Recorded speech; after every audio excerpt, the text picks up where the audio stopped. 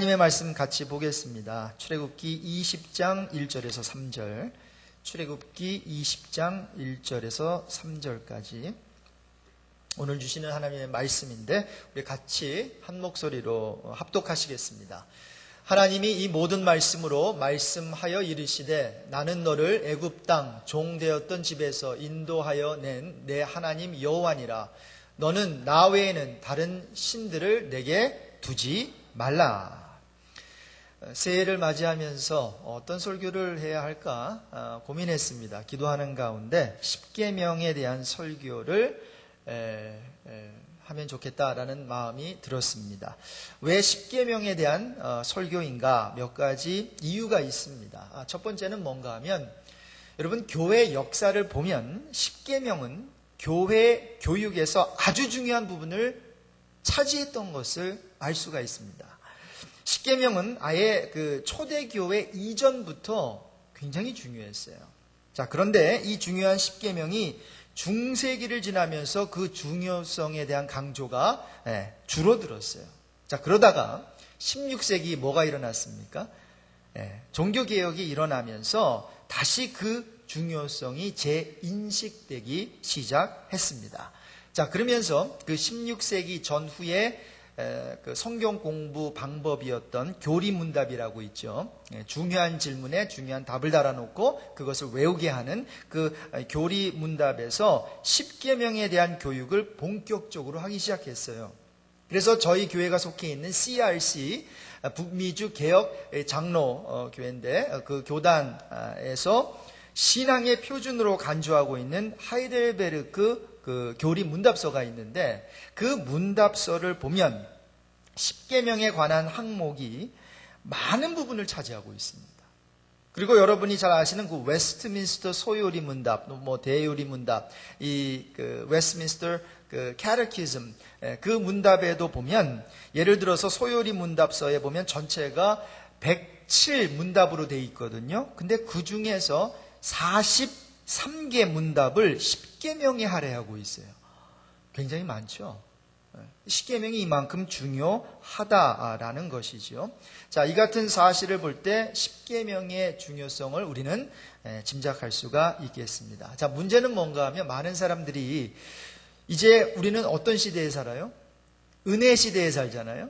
그래서 율법 시대에서 이제는 은혜 시대로 왔기 때문에 십계명이 필요 없게 되었다고 말하는 사람들이 있는데 이것은 잘못된 생각입니다. 여러분, 율법이라고 하는 것은요, 누가 주셨어요? 하나님이 주셨어요. 율법의 기능은 아직도 살아있어요. 여러분 믿으세요?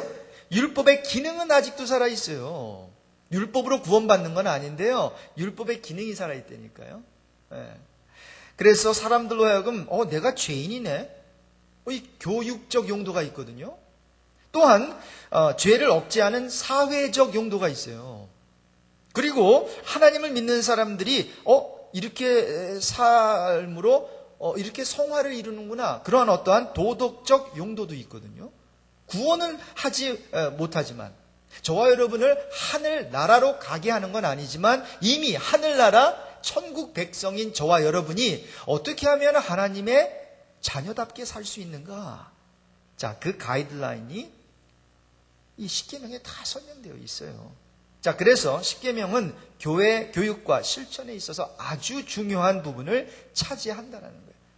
자, 그래서 오늘부터 10주 동안 이 10가지 계명을 살펴보려고 하는 것이고요.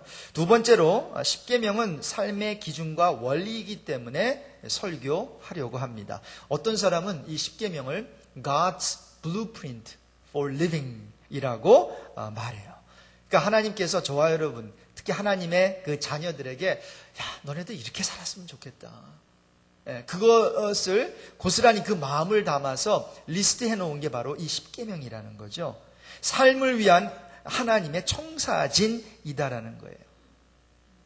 그래서 너무나 중요하잖아요. 야, 하나님께서 우리가 어떻게 살기를 원하실까 궁금하지 않으세요? 이렇게 살면 되는 거예요. 10가지가 다 설명되어 있죠. 십계명을 설교하기 원하는 세 번째 이유는 저와 여러분이 복을 받기 위해서입니다. 미국이 어떻게 이렇게 짧은 어떤 기간에 많은 축복을 받고 강대국이 될 수 있었을까요? 바로 미국의 그 청교도들이 초기에 하나님의 말씀, 즉 계명을 쫓아 살았기 때문입니다. 자, 그런데 여러분이 잘 아시다시피 60년대에 무슨 일이 생겼어요? 이 10계명을 무시했어요. 모든 학교에, 캠퍼스에 그 전까지는 이 10계명, Ten Commandments, 이게 다 붙어 있었다고 해요. 학교에. 그런데 60년대에 이 10계명을 무시하기 시작했고요. 10계명을 벽에서 이제 뜯어낸 후부터 미국 사회는요, 급속하게 타락하기 시작했어요. 그 예로 마약 중독자가 그전에도 많았지만 그 이후에 몇십 배로 늘어났어요.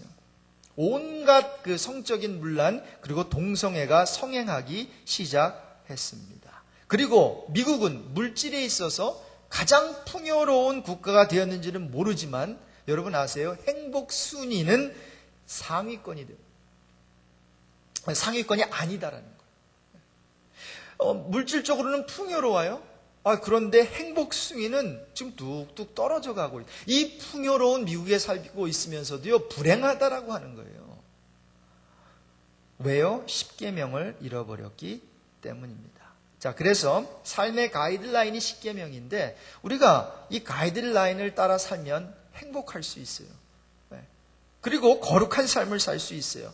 건전한 삶을 살 수 있는 줄로 믿습니다. 자, 그리고 10계명을 설교하게 된 마지막 동기가 있는데 우리 2015년도 교회 표가 뭐예요? 한번 따라해 볼까요? 처음, 사랑 공동체. 주님을 향한 어떤 첫 사랑으로 돌아가서 주님만을 사랑하는 공동체가 되기를 원하는데 어떻게 그러한 공동체가 될 수 있느냐는 거죠. 바로 하나님께서 우리에게 주신 이 블루프린트, 이 10계명을 따라서, 이 계명을 따라서 우리가 살아갈 때에 그러한 주님을 향한 첫사랑을 회복하게 될 줄로 믿습니다. 자, 그래서 이제 이 설교를 시작하게 됐는데 이 시리즈를요. 여러분이 잘 아시는 바와 같이 10계명이 언제 주어졌어요? 애굽에서, 그렇죠? 이집트에서 이제 그 이스라엘 사람들이 모세의 그 강력한 리더십을 통해서 이제 출애굽 하나님께서 시키셨잖아요. 그리고 3개월이 되던 때에 이 모세가 신의 산, 하나님의 산이라고 불려진 신의 산에 올라가서 하나님께서 이 모세에게 또 모세를 통해서 이스라엘 백성들에게 10계명을 돌판에다가 새겨가지고 주셨어요. 그것이 이 10계명의 어떤 기원이 되는 것이죠. 그리고 거기에는 그 말 그대로 10가지 계명이 있어요. 그 중에서 첫 번째 계명을 오늘 살펴보도록 하겠습니다. 자, 2절과 3절인데 다시 한번 2절과 3절을 읽으면 좋겠습니다. 성경을 펴놓으시고 또 스크린을 보시고 우리 같이 읽겠습니다. 나는 너를 애굽 땅 종 되었던 집에서 인도하여 낸 내 하나님 여호와니라. 너는 나 외에는 다른 신들을 내게서 두지 말라. 자, 이 첫 계명은 다음 세 가지를 강조한 계명입니다. 첫 번째, 하나님의 존재. 두 번째, 하나님과의 관계. 세 번째, 예배의 유일한 대상. 자, 이 세 가지를 강조한 계명인데 제일 먼저 10계명은 무엇을 강조한 계명이라고요? 하나님의 존재. The existence of God. 자, 여러분 2절을 우리 함께 읽었는데 뭐라고 얘기합니까? 나는 너를 애굽 땅 종 되었던 집에서 인도하여 낸 내 하나님 여호와니라. I am the Lord 라고 하면서 Your God who brought you out of Egypt, out of the land of slavery 이렇게 되어 있어요. 자, 이같이 10계명은 먼저 하나님의 존재에 대해서 말해주고 있는 거예요. 여러분 아세요? 성경은 하나님의 존재를 증명하려고 하지 않아요. 오직 인정할 뿐입니다. 그래서 우리 창세기 1장 1절로 가면 아예 처음부터 뭐라고 기록되어 있습니까? 태초에 하나님이 천지를 창조하시니라. 하나님이 어떻게 생겨난지도 어떻게 이제 존재하게 된지 그거 설명을 하는 것이 아니라 그냥 하나님은 존재하는 분이야. 그리고 그 하나님이 이 세상을 창조했어 라고 시작되는 게 성경이죠. 여러분 하나님이 없다고 말하는 무신론의 문제가 뭘까요? 머리의 문제일까요? 아닙니다. 성경은 마음의 문제래요. 여러분 들어보세요. 시편 14편 1절과 53편 1절에 보면 어리석은 자는 그 마음에 이르기를 하나님이 없다 하도다. The fool says in his heart, there is no God. 여러분 이게 무슨 말일까요? 사실 무신론자가 하나님이 없다라고 말할 때는 정말로 하나님이 없어서가 아니라 하나님에 대해 관심이 없어 이렇게 말하는 것이죠. I'm not interested in God 이렇게 얘기하는 거죠. 저는 결혼 주례를 아주 어렸을 때부터 했어요. 아예 제가 장가를 들기 전에 약혼 그 식을 인도한 적도 있어요.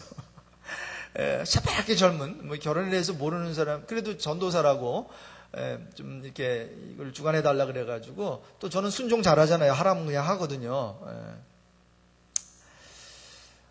그리고 그 후로 많은 그 결혼 주례를 해봤습니다. 옛날에는 80년대 뭐 제가 결혼했던 90년대 초만 또 중순만 해도 어디서 결혼했어요? 교회에서 결혼했어요. 그리고 교회 뭐 친교실에서 피로연하고 그랬는데 요즘은 아주 뭐 야외나 아니면 아주 근사한 그런 호텔에서 하지 않습니까? 자, 궁전 같은 장소에서 피로연을 하고 또 음식도 아주 고급 어떠한 그 음식이고 맛도 좋은데 보통 메인 코스 이제 뭐 보통 두 가지죠. 뭐 스테이크 아니면 뭐 살몬 같은 거 생선 이렇게 나오는데 그걸 먹고 난 후에 후식을 할 시간이면 웨이터가 매번 묻는 질문이 있죠. 무슨 질문입니까? 커피 드시겠습니까? 저는 커피 먹을까요? 안 먹을까요? 항상 먹습니다. 밤 10시에도 먹습니다. 그런데 커피를 원하지 않은 분들이 있어요. 그런 분들이 보통 어떻게 대답하는지 아십니까? No coffee. No coffee for me. 이렇게 대답해요. 그럼 커피가 없다라고 말하는 겁니까?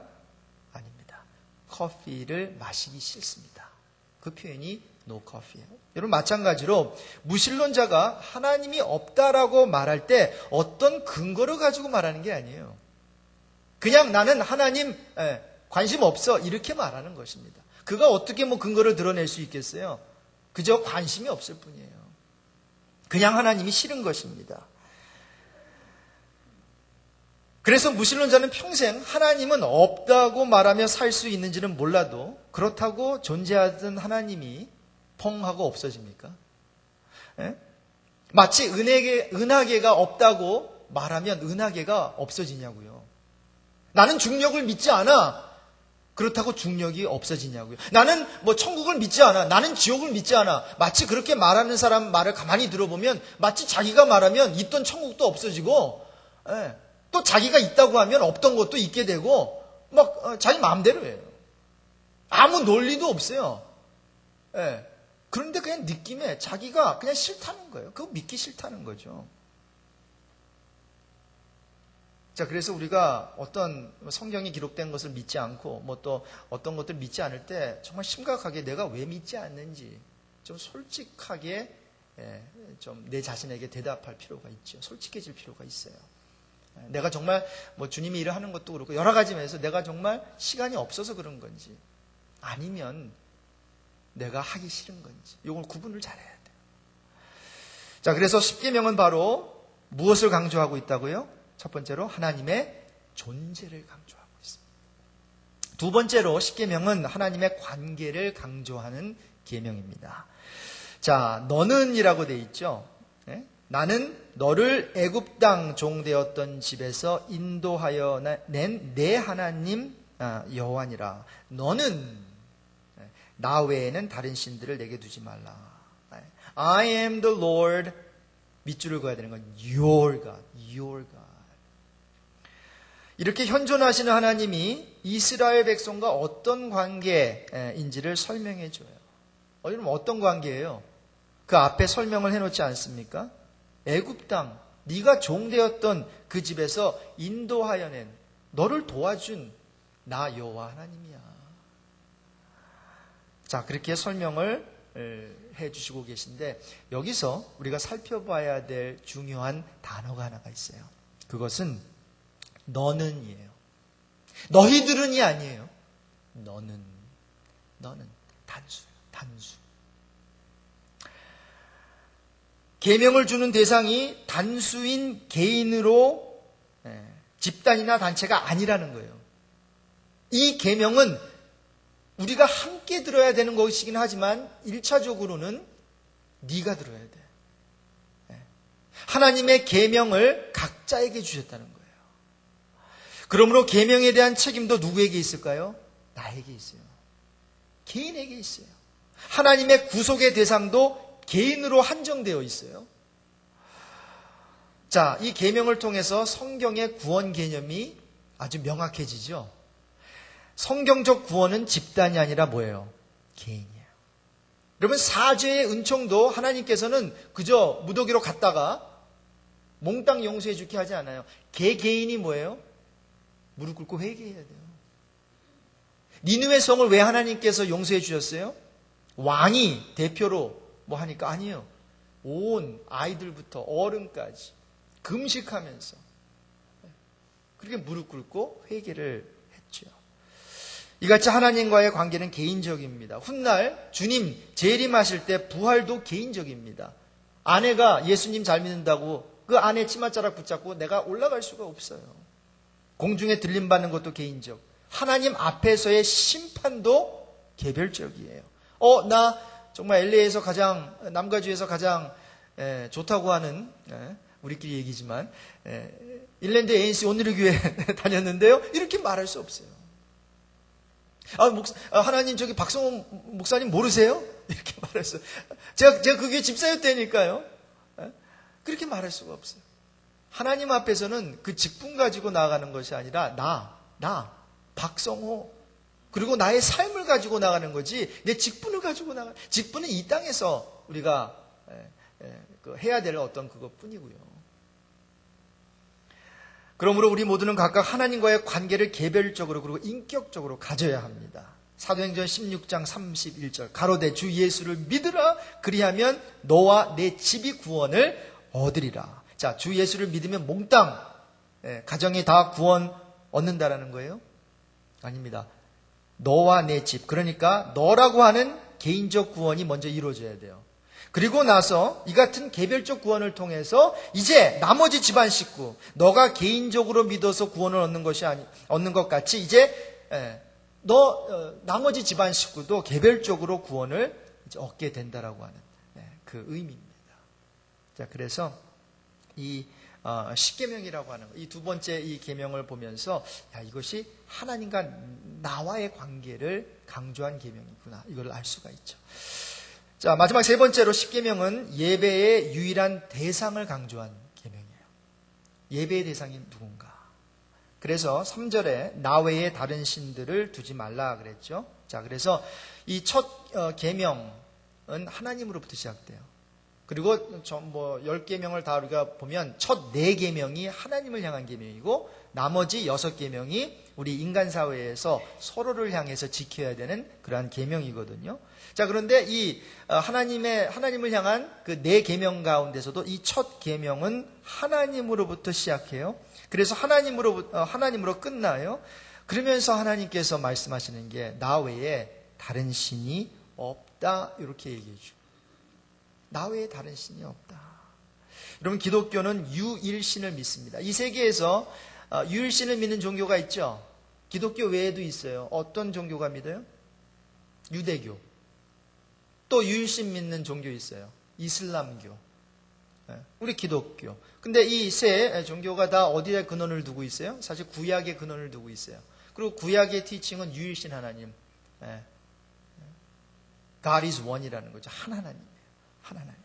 그래서 이사야서 37장 16절에 그룹 사이에 계신 이스라엘 하나님 만군의 여호와여 주는 천하 만국의 유일하신 하나님이시라 주께서 천지를 창조하셨나이다.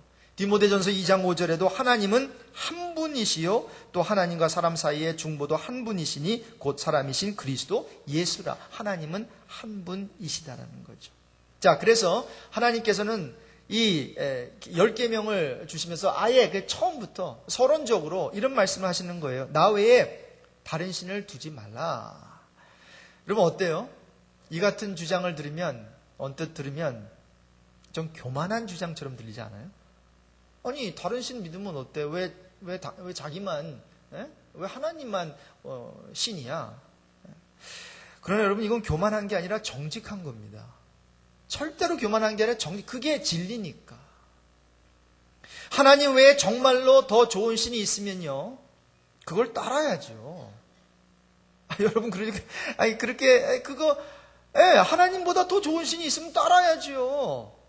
우리 인간적으로 생각을 해보자고요. 그걸 따라야죠. 근데 하나님께서는 그런 신이 없다라는 거예요. 그런 신이 없어요. 여러분 믿으세요? 하나님 외에 더 좋은 신이 없어요. 그래서 그분이 교만하기 때문에 나만 믿어라는 것이 아니라 나보다 더 좋은 신이 없다는 거죠. 그래서 사무엘하 7장 22절에 여호와 하나님이여 이러므로 주는 광대하시니 이는 우리 귀로 들은 대로는 주와 같은 이가 없고 주 외에는 참신이 없음이니이다. 자, 나 외에 다른 신을 두지 말라. 의미가 3가지가 있습니다. 간단하게 말씀드릴게요. 첫 번째는 뭔가 하면 다른 어떤 것을 나의 신앙의 대상으로 삼을 수 없다는 거예요. 즉 예배의 대상으로 하나님을 대신할 수 없다는 거예요. 두 번째, 하나님을 삶 속에 우선순위 두라는 거예요. Put God first in your life. priority는 하나님이 되어야 된다는 거예요. 그러면 신약의 가르침이 뭐예요? And your will, your need. 그러니까 저와 여러분의 그 need이지, 필요 있죠. 그것이 어떻게 해요? 충족될 거다. Your need will be met. 이렇게 되죠. 어떻게 하면요? 하나님을 으뜸으로 두면. 한국말 중에서 으뜸이 굉장히 좋은 표현이에요. 먼저라고 으뜸. 하나님을 으뜸으로 두면 우리의 모든 필요가 으뜸으로 채워질 것임을 믿습니다. 하나님을 먼저 두면. 하나님이 하라는 대로 살면 하나님께서는 나머지를 책임져 주신다는 거죠. 자, 그래서 만일 너희가 하나님의 나라를 어떻게 이룰까? 그게 하나님의 나라와 하나님의 의를 구하라 그랬잖아요. 그래서 어떻게 하면 하나님의 나라를 이룰까? 이거를 먼저 생각. 어떻게 하면 돈 벌지? 어떻게 하면 대박 터지지? 어떻게 하면 내가 행복하지? 이런 질문은 하나님 안 믿는 사람들도 할 수 있는 질문이니까 이거는 그들이 하게 놔두고 너희들은 어떻게 하면 하나님의 나라를 이룰 수 있을까? 이거 하나님을 기쁘시게 하는 거니까. 그리고 그 나라는 하나님 왕이시니까 이것을 질문을 하면서 하나님께서 원하시는 바른 일을 어떻게 실천할까? 그래서 이 세상과 컴프로마이즈 하지 아니하고 타협하지 아니하고 내가 좀 손해를 봐도 이런 것들을 고민하면서 하나님 중심의 생활을 하면 하나님께서 우리 모두의 필요한 것 플러스 우리가 구하지 않은 것까지도 하나님께서 주신다라는 거죠. 여러분 사실을 믿으세요? 그게 신앙이죠. 그게 믿음이죠. 세 번째, 나 외에 다른 신을 두지 말라라고 하는 의미는 하나님의 자리를 빼앗아가는 그 어떤 것도 용납하지 말라는 거예요. 여러분 하나님을 대신하는 것이 우상이에요. 하나님을 대신하는 그 무엇이 신입니다. 그리고 하나님은 하나님 대신하는 모든 것을 싫어하세요. 왜 싫어할까요? 이유가 있습니다. 자식이 만든 아버지이기 때문이에요. 이 개념이 딱 안 들어오실 거예요, 맨 처음에는. 자식이 만든 아버지? 여러분, 자식은 원래 아버지가 자식을 만들어야죠. 그렇죠? 자식이 감히 아버지를 어떻게 만들어요? 아버지가 자식을 낳고 또 아버지가 자식을 이렇게 원하는 대로 만들어 나가는 거지 절대로 자식이 자기가 원하는 대로 아버지 만들어 나갈 수 없어요.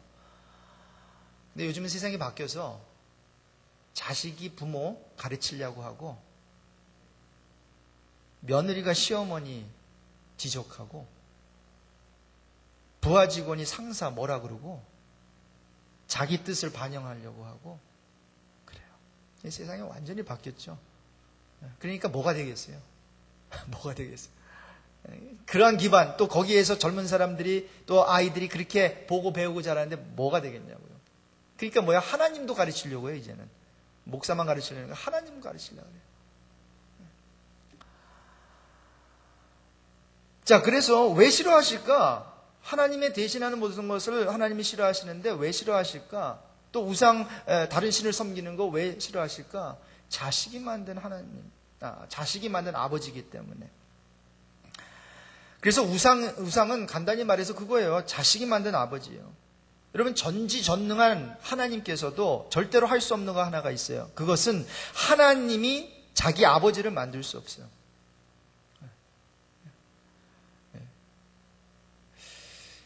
이처럼 하나님도 할 수 없는 일, 즉 해서는 안 될 일을 인간이 실행하고 있으니 참으로 한심한 일이죠. 그러니까 내가 원하는 아버지를 만들어 나가는 일. 이게 우상이에요. 그러니까 내가 만드는 신이, 내가 원하는 신, 그리고 그 캐러고리 안에, 그런 어떤 디스크립션 안에, 그 하나님이 들어오지 않으면 그 하나님은, 성경이 아무리 그 하나님이 그 하나님이라 그래도 나는 싫은 하나님이에요. 난 그런 하나님을 안 믿겠다는 거죠. 그래서 하나님이 자식이 만든 아버지이기 때문에 그걸 용납할 수 없다라고 하는 거죠. 그러나 그것보다 하나님 외에 다른 신을 두지 말라고 하는 이유는 그 우상 때문에 하나님을 믿는 사람들이 불행해지기 때문입니다. 여러분, 우상은요, 하나님은 우리에게 좋은 것을 주지만 우상은 언제나 그랬듯이 우리의 좋은 것을 빼앗아 갑니다. 마음과 정신을 빼앗습니다. 여러분, 우상이 뭐 이렇게 만들어 놓고 거기다 절하는 걸로만 생각하지 마십시오. 여러분, 우리의 마음을 빼앗아 가는 건 다 우상입니다. 쾌락주의, 향락주의, 이런 어떤 탈선하는 거, 죄악이죠. 그런데 이런 것들이 다 우상이에요. 왜? 우리의 마음과 생각과 시간을 다 빼앗아 가기 때문에. 사람이 하나님이 있어야 할 자리에 다른 것으로 채우기 시작하면 그것이 바로 우상이 된다는 거예요. 물질을 섬기고 돈에 매이면 돈이 나의 우상이에요. 스포츠를 섬기고 스포츠가 참 좋지만 그러나 그걸 섬기고 스포츠에 매이면 스포츠가 우상이 됩니다.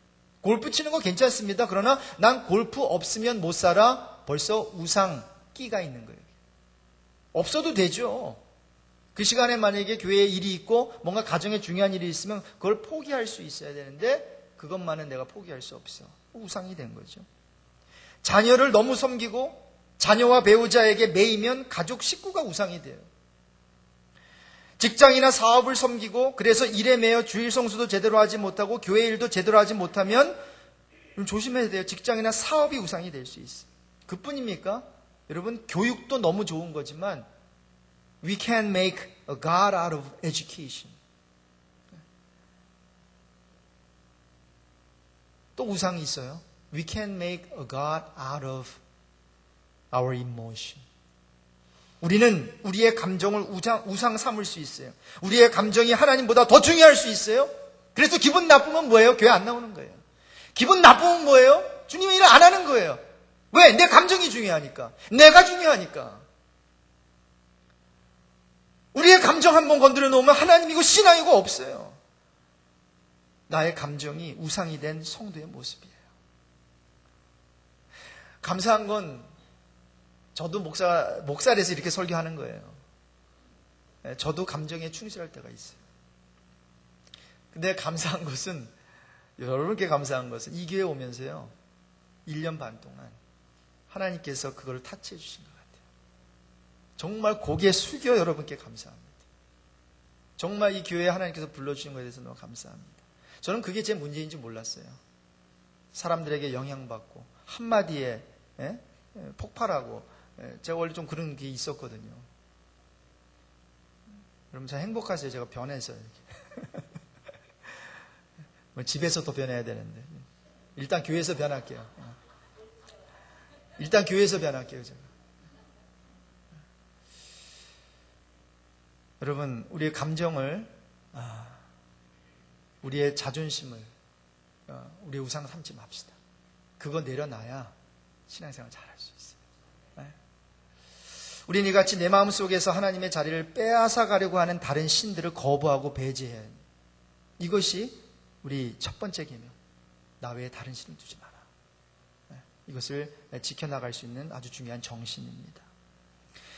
결론적으로 웨스트민스터 요리문답에 보면 시편 95편 6절에 오라 우리가 굽혀 경배하며 우리를 지으신 여호와 앞에 무릎을 꿇자. 하나님만이 경배의 대상이요 홀로 영광을 받으실 분이라는 것. 자, 오늘부터 시작된 우리 10계명 시리즈 설교를 통해서 홀로 하나이신 하나님을 예배하기를 원합니다. 그런 여러분 되시길 주님의 이름으로 축복합니다.